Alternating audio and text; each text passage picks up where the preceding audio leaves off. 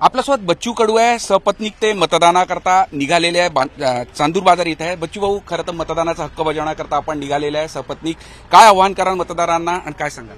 आता नेते निघून गेले, आम्ही आहे इथं मतदार. राष्ट्रीय पातळीचे नेते गेलेले आहे. मतदार आणि इथलाच माणूस आणि इथला उमेदवार हे मतदान शेतकरी शेतमजूर म्हणून आम्हाला निश्चितच विजय करणार आहे. आम्ही ज्या मुद्द्यावर निवडणुका लढलो त्या मुद्द्यावर लोक निश्चितच बटन दाबेल आणि हा विजय निश्चित करेल. अमरावतीचं मत एकूण वातावरण बघितलं पूर्ण निवडणुकीत तर फार आरोप प्रत्यारोपांच्या फैरी जोरदार झाल्या. अगदी काही शब्द पण वेगळ्या पद्धतीने वापरण्यात आले.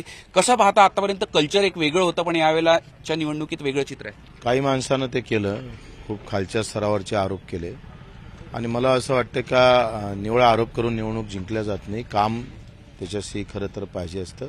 कामाची जोड नसताना निवळ आरोप करत असेल तर निवडणूक जिंकता येत नाही. ते मतदार दाखवून देणार त्यांना. एकूण प्रचाराचा रोग जो होता जाती धर्मावर जास्ती रोग होता अमरावतीचा याला. आम्ही नेला नाही तो. आम्ही नेहमी सांगितलं सभेमध्ये जात आणि धर्म हा विषय थोडं बाजूला ठेवून प्रत्येकानं आपापला धर्म प्रिय ठेवावा. पण आमचे मुद्दे या निवडणुकीच्या काळात 800 रुपये भाव कापसाचे कमी झाले, 1500 तुरीचे भाव कमी झाले, अजूनही मजुराचे पैसे भेटले नाही. 1300 रुपये तर गेल्या 3 वर्षापासून श्रावणबाळ, संजय गांधी दिव्यांगांना केंद्राचे पैसे येत नाहीये, घरकुलाचे पैसे येत नाहीये आणि मग या सगळ्या याच्यावर तिरस्कार म्हणून आपण मत मारलं पाहिजे.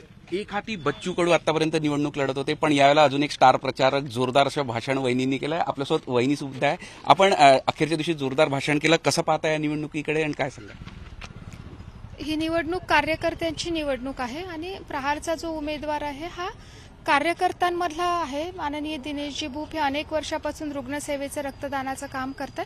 त्याच्यामुळे अमरावतीकर लोकांना तो उमेदवार अधिक जवळचा आहे आणि आजच्या दिवशी आम्हाला या सर्व अमरावतीच्या सुजाण नागरिकांकडून विजयाची खात्री आहे. बच्चू, किती जागा येतील, कोणत्या आघाडीच्या किती येतील, काय प्रेडिक्शन? आम्हाला अभ्यासच नाही. अमरावतीचाच अभ्यास करता करता थकून गेलोय आम्ही. पण अमरावतीचा पेपर कसा होता? म्हणजे कठीण, सोपा की तुम्ही कसं पाहता या पेपरकडे? तुम्ही आता परीक्षा सुरू झालेली आहे आणि मतदारांना काय झालंय का निवडणूक आल्या का जातीपातीच्या गाड्या गावात घुसतात आणि जातीपाती धर्मावर पेटून देण्याचा विषय करतात. त्याच्यानं थोडा कठीण होता पण आम्ही तो मुद्द्यावर सोपा केला. प्रामुख्याने 3 उमेदवार या रिंगणात आहे. काँग्रेसचा असो, तुमचा असो किंवा भाजपाचा असो. कसं पाहताय? कारण की तिरंगी लढत आहे, जे जोरदार अशी मुसंडी आपण मारलेली आहे शेवटल्या टप्प्यामध्ये.